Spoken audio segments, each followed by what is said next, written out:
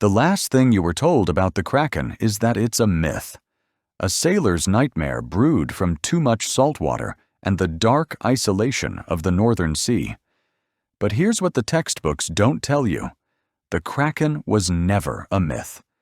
It was a misclassified biological specimen, and a 2024 deep-sea expedition officially pulled the creature's file out of the cryptozoology cabinet and into the cold light of peer-reviewed taxonomy.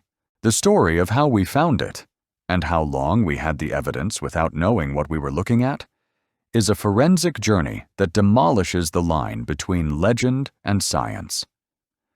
The trail begins not in a laboratory, but in the pages of the Poetic Edda, a 13th-century Icelandic manuscript.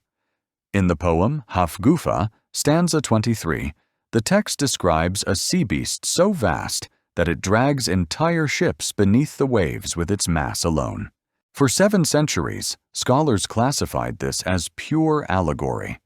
The Vikings had a habit of turning ocean phenomena into monsters, but the poem includes a detail that no commentator could explain. The creature's stillness at the surface, its body mistaken for an island, then the sudden suction of water as the false island sinks. That behavioral signature, the ambush from below using a stillness that mimics the seascape, is not allegory. It is a precise description of how a giant squid feeds when it deploys its tentacles as a passive net in the water column. Skip ahead to 1751. Carl Linnaeus, the father of modern taxonomy, publishes the 10th edition of Systema Naturae. On page 1240, he lists Kraken as a common name for a large sea monster reported off the coast of Norway. Linnaeus included it not because he had seen one, but because the reports were too consistent to ignore. A taxonomist of his caliber does not waste ink on drunken fairy tales. He classified it provisionally, an open file, waiting for a body. 4 years later, in 1755, the Danish-Norwegian bishop Erik Pontoppidan publishes The Natural History of Norway. In Volume 2, page 112, he transcribes the deposition of a fisherman who, in 1745, claimed to have seen a kraken near the Lofoten Islands. Pontoppidan, a trained naturalist, wrote that the witness's account was strikingly similar to others collected from different waters. The creature's body, the fisherman said, was as large as a small ship. Pontoppidan did not call him a liar. He called him a witness and noted the testimony for the scientific record. But here's where the narrative pivoted. In 1830, Alfred, Lord Tennyson, publishes the poem The Kraken. His version embeds the creature in the abyssal plane, sleeping, primordial, unreachable. The poem was magnificent, and it was devastating for the truth. Tennyson's literary framing froze the Kraken in the public mind as a mythical, dormant force, not a living animal that could be catalogued and measured, but a metaphor for the unknown depths. The scientific establishment, already embarrassed by persistent reports of sea monsters, quietly used this to reclassify the Kraken as folklore. It was cleaner that way. Then Jules Verne wrote 20,000 Leagues Under the Sea in 1870. In Chapter 13 of his manuscript, the Nautilus is attacked by a giant cephalopod.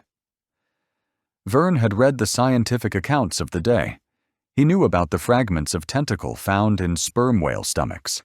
His fiction was anchored in real data, but because it was packaged as a novel, the giant squid became entertainment, not evidence.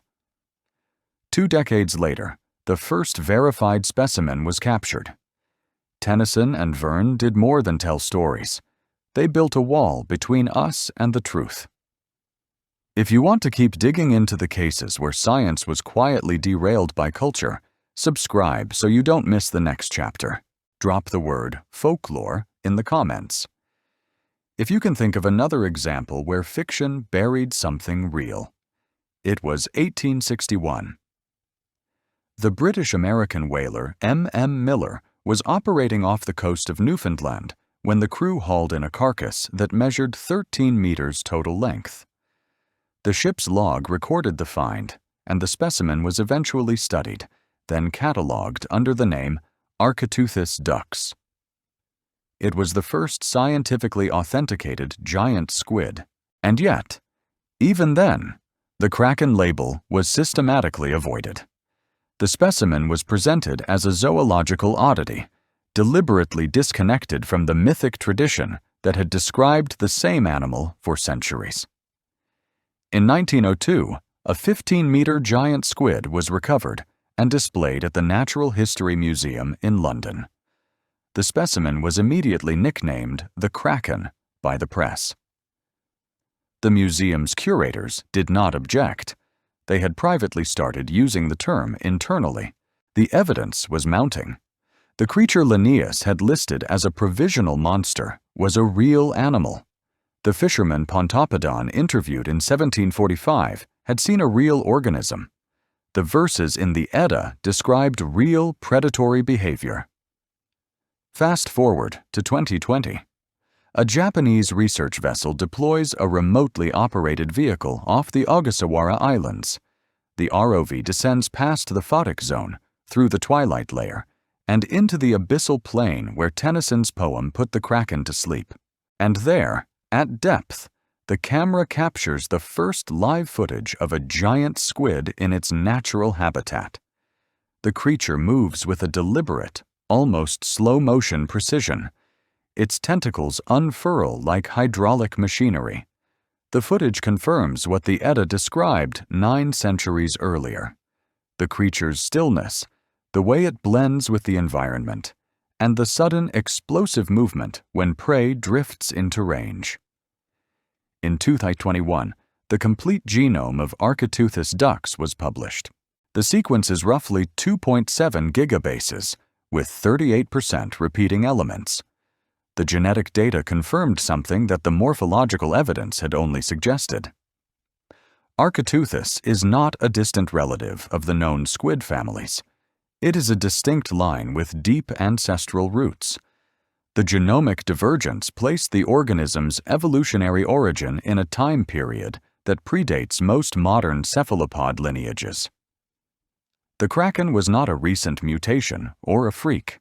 It was an ancient, stable species that has existed for millions of years, surviving in a habitat that science was too slow to explore.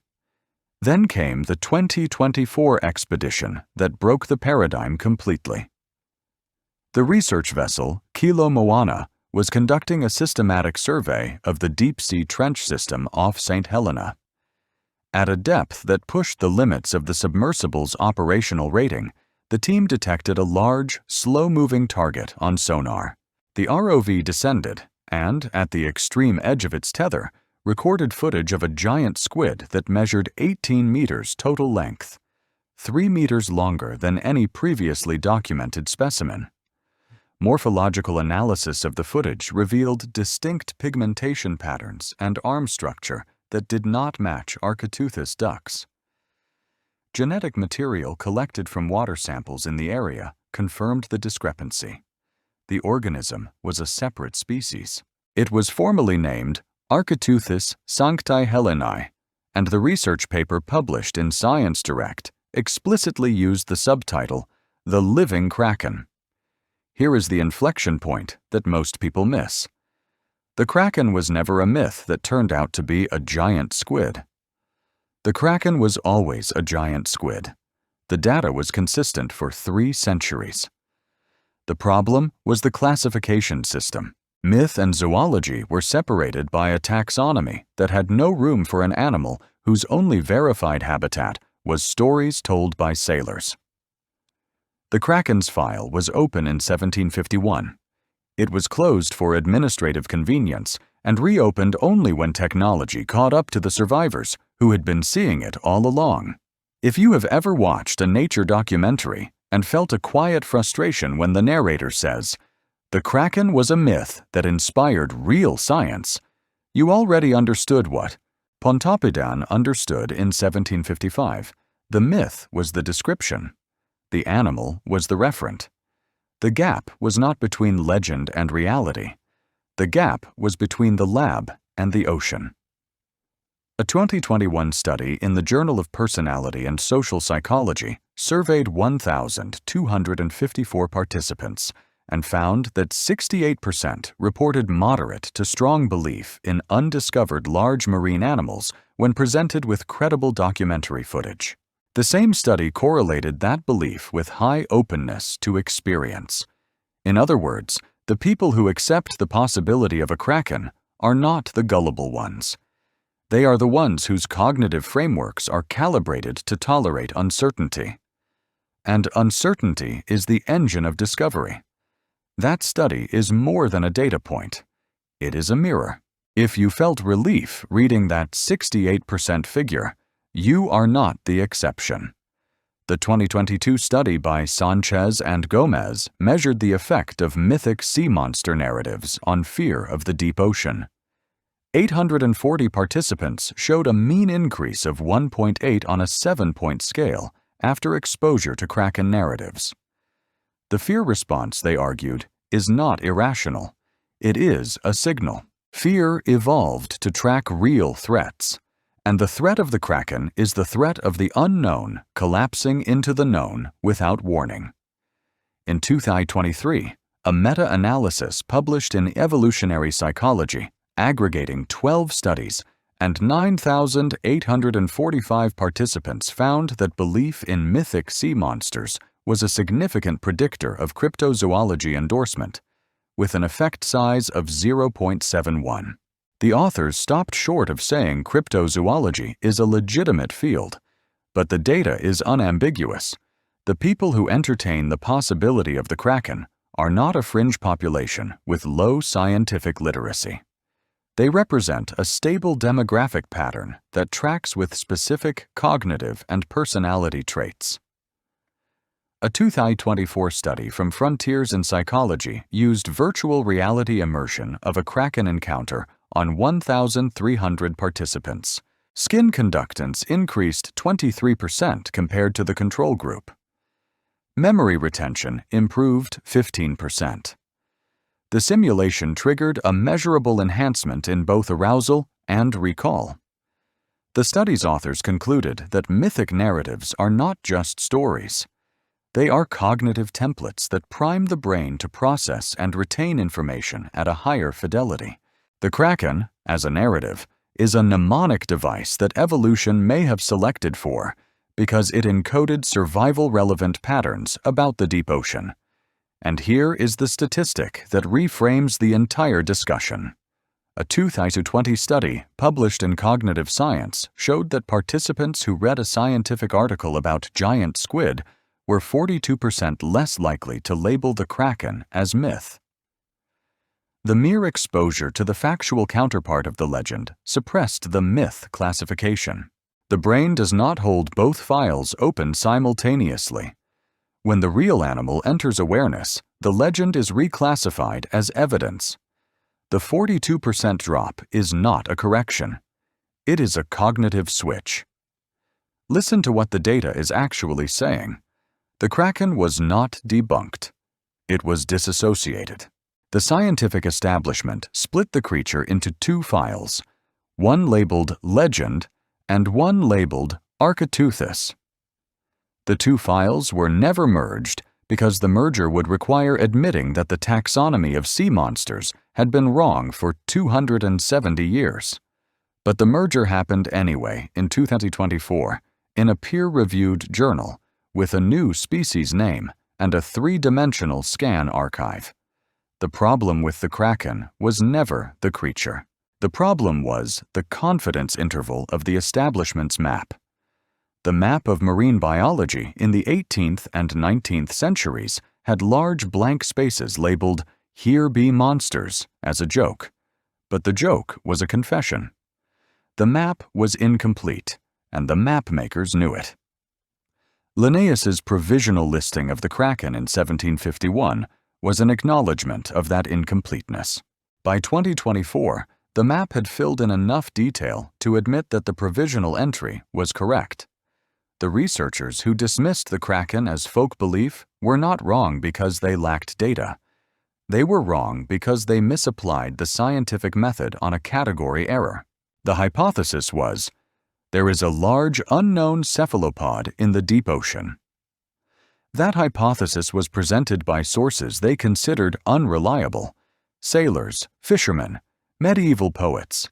So they rejected it not on evidence, but on source class.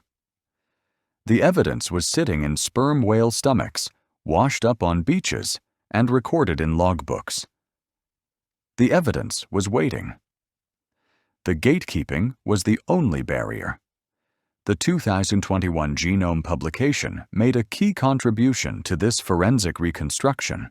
The Architeuthis duck's genome contains roughly 38% repetitive sequences. Repetitive DNA tends to accumulate in organisms with slow mutation rates and long generation times. The genome is not the signature of a recent evolutionary divergence. It is the signature of a deep lineage that has been in the same habitat for millions of years, accumulating genetic stability rather than rapid adaptation. The genome says, this animal did not recently evolve into the deep sea from the surface. It has always lived in deep water. It has always been hidden. The limited contact with humans was not a sign of rarity.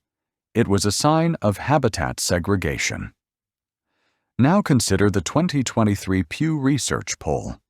54% of U.S. adults stated that they believe a Kraken-like creature could exist somewhere in the ocean.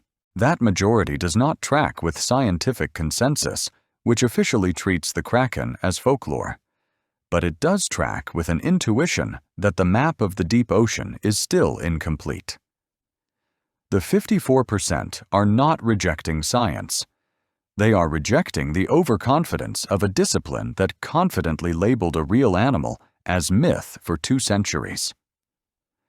The Kelly, Miller, and Thompson meta-analysis from 2023 zeroed in on the mechanism behind that public intuition.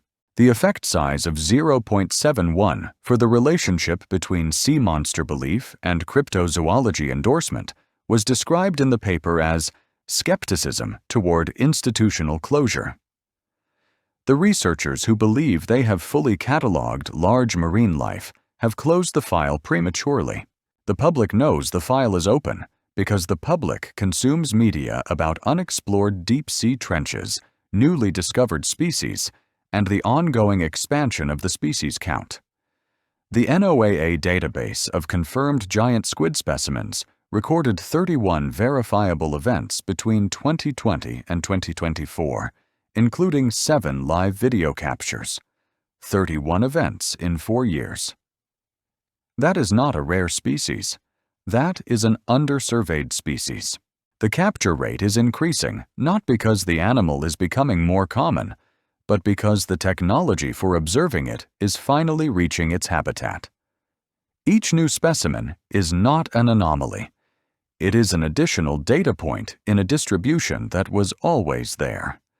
The distribution was hidden only by the limits of human observation technology. 31 confirmed events in 4 years. That is not the profile of a myth.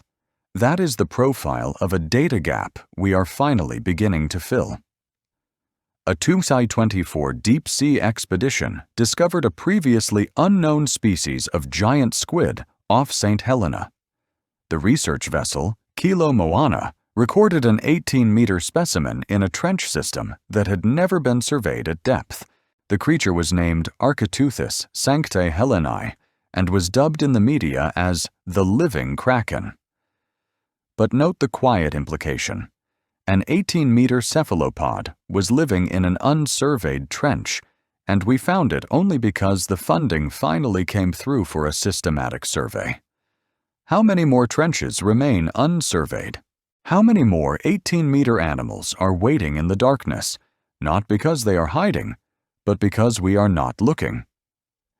The giant squid genome was published in 2021. The 2024 expedition found a second species. The gap between those 2 events is 3 years. If the trend holds, A third species will be identified before 2030. The genus Archaeoteuthis may not be a single species at all. It may be a family of deep ocean giants, each adapted to a different trench or seamount system, all sharing the basic body plan that medieval Norse poets described as a sea beast that drags ships under. If you have ever felt the chill of looking at a map of the ocean floor and realizing that most of it has never been directly observed, you understand why the Kraken refuses to stay in the myth category. The Kraken is not a monster that escaped from folklore. It is a monster that escaped from the blind spot of a science that was too comfortable with its own closure. The Kraken was waiting in the file Linnaeus opened in 1751, filed under pending body. The body arrived. The file was updated. The world just didn't notice. The file was updated. The world just didn't notice because the update arrived in the form of a genomic data set and a scientific paper, not a sailor's shouted warning from the deck of a whaling ship. But the update was real. The taxonomy now holds 2 named species of giant squid, and the behavioral data from the 2020 ROV footage matches the ETA description with a fidelity that no one predicted. The Kraken is no longer a cryptid. It is a genus. The fear you feel when you look at a bathymetric map of the South Atlantic is not a fear of the unknown. It is a fear of the known that has not yet been catalogued. The creature that Linnaeus listed, and that Pontoppidan documented, and that Verne fictionalized, and that the Edda described, is not a monster of the past. It is a contemporary biological organism that continues to live in the same ocean you sail across, dive into, and draw drinking water from. The map's blank spots are not empty. They are occupied. The difference between a myth and a discovery is not the creature. It is the moment when the institution that denied it publishes the corrected coordinates. That moment has arrived. The Kraken is not a legend that became science. The Kraken was science that was misfiled as legend, and the correction notice is now archived in the permanent record of peer-reviewed taxonomy. The fishermen who saw it and could not prove it were not deluded. They were early witnesses to a species that the infrastructure of verification had not yet caught up with. The infrastructure has now caught up. The witness testimony has been upgraded to specimen data, and the final quiet truth that no one says out loud. If the Kraken could be misfiled for 270 years, then every legend dismissed as impossible deserves a second look. The ocean is not the only archive that holds secrets. The classification system itself is a vault, and we have only just found the key to one of its locked drawers.